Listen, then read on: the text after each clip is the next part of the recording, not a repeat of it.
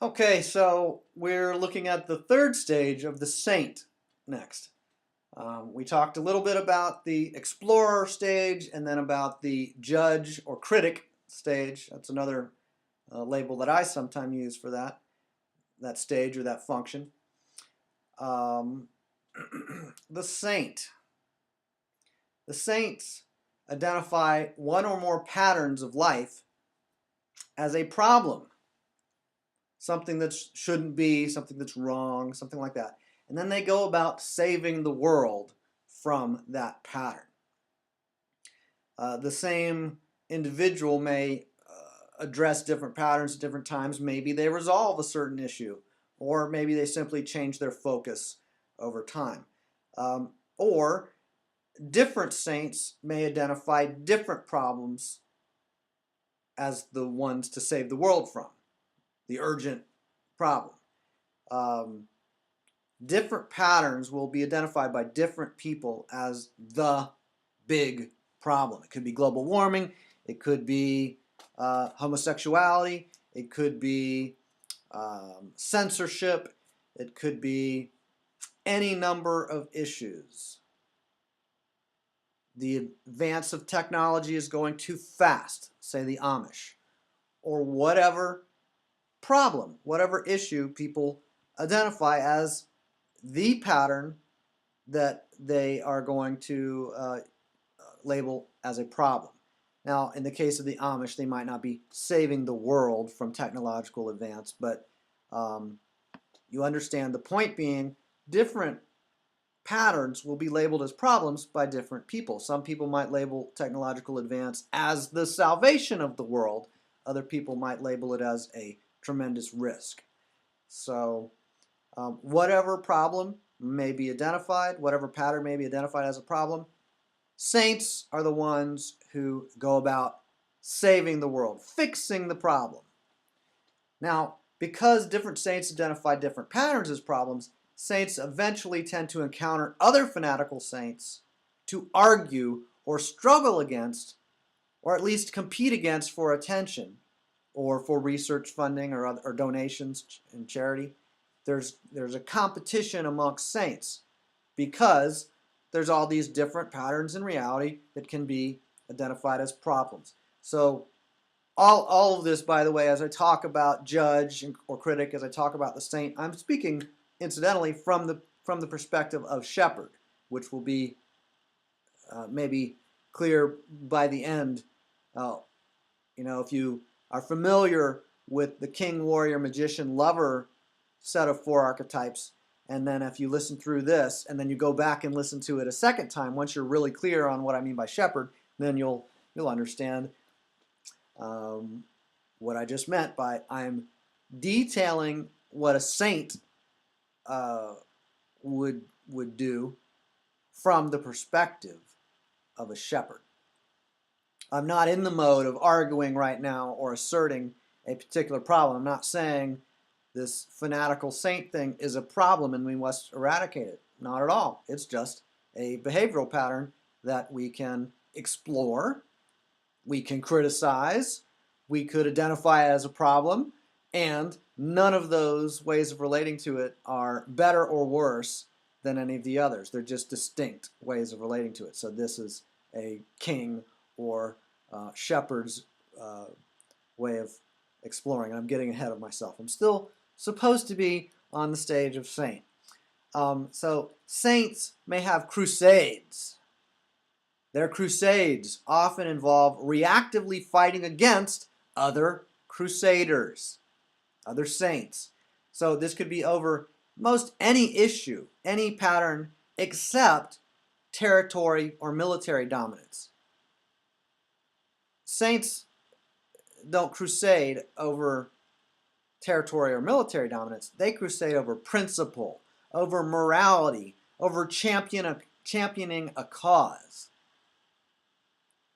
Generals, they may hire generals to say, okay, we want you to, conquer this territory for a cause. But the saints are the ones who would, identify the crusade. Here's the reason why we're going to kill thousands or millions of civilians or soldiers or whatever. We're we're conducting shock and awe campaigns to save the world from terrorism. We're conducting a world war to save the world from war. We're shooting peacekeeping missiles into the civilian areas because of their religious intolerance. And we are promoting religious tolerance by killing the people who are hateful, intolerant people. That's a saint's principle emphasis. They're not emphasizing the actual technology or technique of the killing or of the competing. They're emphasizing why. What is the morality, or what is the propaganda perspective that justifies saving the world or fixing the world through whatever particular methodology? So saints and crusaders kill out of judgment and contempt, as distinct from a hunter who just hunts for food. There's no contempt or moral judgment against an animal that they hunt for food. They are fish or whatever when they're fishing with their poles, or when they're chopping up corn and they eat corn. There's no contempt. There's no morality. There's no moral justification. Herders who herd sheep or herd cattle or herd goats or raise up chickens and get eggs from them, they don't kill out of contempt or moral justifications. They are just feeding their family or selling it for commercial purposes or whatever. A general, a military general, they just win the war.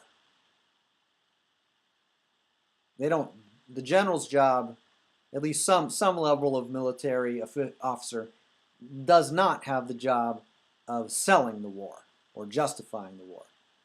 They just win it.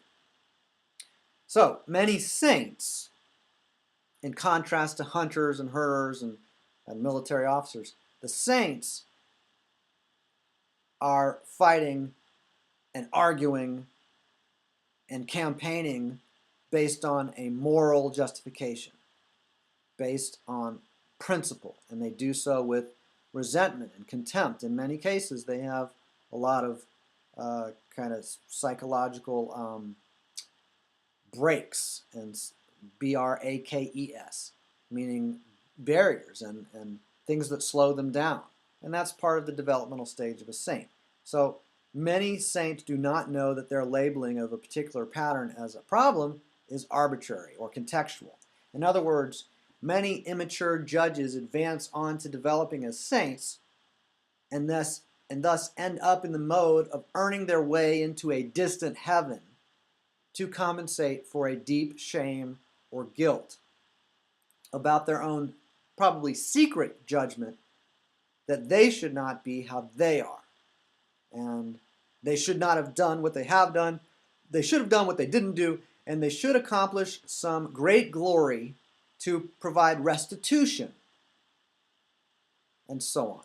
So they need to crusade, and there's this desperate urgency for saints to find a problem, crusade valiantly, patriotically, heroically, those kinds of things, and then win or die trying, valiantly give themselves to the cause. So obviously you have to have that critic stage first to be able to identify things as wrong. And then the saint, if an immature saint, a saint would go about fighting that crusade against other saints or whatever. And, it could be a crusade against cancer, or a crusade against bacteria, or a crusade against global warming. Even if it's a crusade against something that's not specifically a human behavior, there's still the issue of potential conflict and having contempt for other people who don't agree with that pattern as the problem to focus on. So there's all these competing problems. Which is the most urgent? If you ask most of these saints, they may insist that they are not in heaven. They have these background of shame or guilt. They're going to earn their way into heaven, and within that model of earning their way into heaven, they must not be there already. So they insist they're not in heaven. And if it's metaphorically, it might not be, this religious metaphor of saint and heaven. But whatever it is, we're not there yet. People don't need a cure for cancer if there already is one. So somebody who's on a campaign to cure cancer might be most skeptical to research that indicates that cancer is easily cured and has been for however long time. They might not be receptive to that information because they're on a campaign and they want to keep their campaign. And if the world were actually free from alcohol, if they won their prohibition campaign, well, what would they do next? And they would find something, but it's actually, a concern. Saints don't necessarily want to win their crusades. They want to crusade.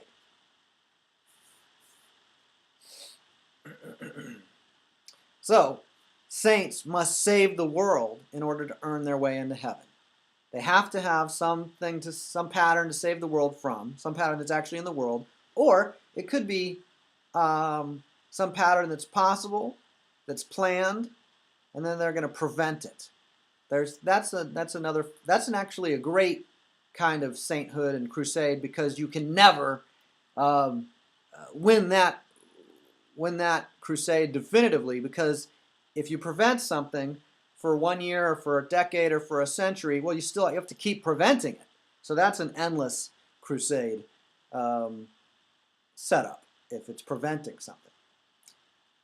So that crusade, that mission, that purpose, that destiny, that's a big deal to a saint. They have to have one. If they complete a particular mission, then they, generally speaking, would identify some other mission, some other crusade. It could take time. They might have to start from scratch. They either join an existing crusade or create one. So their guilt or shame or secret shadow is a core part of their identity, as is their mission to compensate for the guilt or shame. A maturing saint recognizes that fixing or changing the world is not the path to a distant heaven, but can be a path to exhaustion, conflict, and depression. Advocating a particular pattern of human behavior or human social order may be quite useful and relevant and even a priority. But for a maturing saint, arguing is not promoting anything except the behavior of arguing.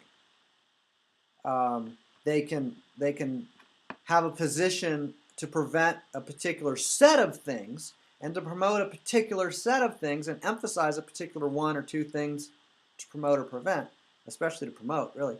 But a maturing saint isn't so sensitive to other people agreeing with them. They're just going to promote their cause. They champion a cause in a very different way from a fanatical crusader who's very emotionally attached to the outcome. A mature saint picks an issue because of its apparent relevance, and if they win, it doesn't really. They're not as it's not like a huge point of pride. They will find another thing to. They may find another thing to promote or advocate, and so be it. So there's just a distinction in the maturity level of this way of orienting. One is saving the world, and one is advocating a particular thing. So saving the world is a way of relating to the world where there's a presumption that there's a problem in one's internal psyche that is projected out to the world as the problem with the world, and I'm going to save that world to redeem myself or perform some kind of symbolic restitution relative to my shame. If I'm just crusading or just a saint or an advocate, really you're not talking about saints anymore, but advocates, if I'm just advocating something, then that's really a very different orientation. I might be doing so as an employee. I might be doing so as a volunteer. There's any number of ways I could go about it, but it wouldn't have the same urgency and desperation and background of shame. So a mature or holy saint is not offended by someone who does not support their advocacy or does not join their advocacy or does not, volunteer or donate. A mature or holy saint doesn't even take offense at someone who disagrees or opposes their movement. They have no contempt for people who consider them an enemy or persecute them or oppose them or sue them or whatever. They wouldn't necessarily have, if someone resists them, they either continue to move forward in the face of that resistance or alter their course. But there's no contempt for those who resist them. They don't have contempt for those who criticize them.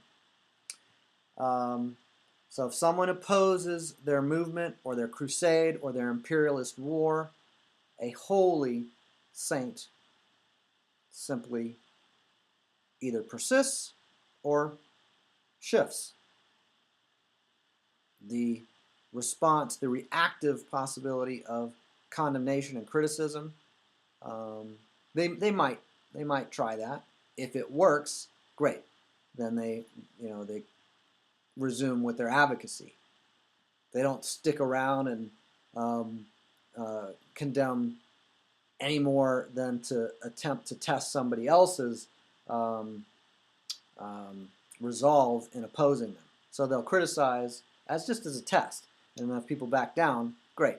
And if they don't back down, a holy saint isn't going to get into a war about anything but territory.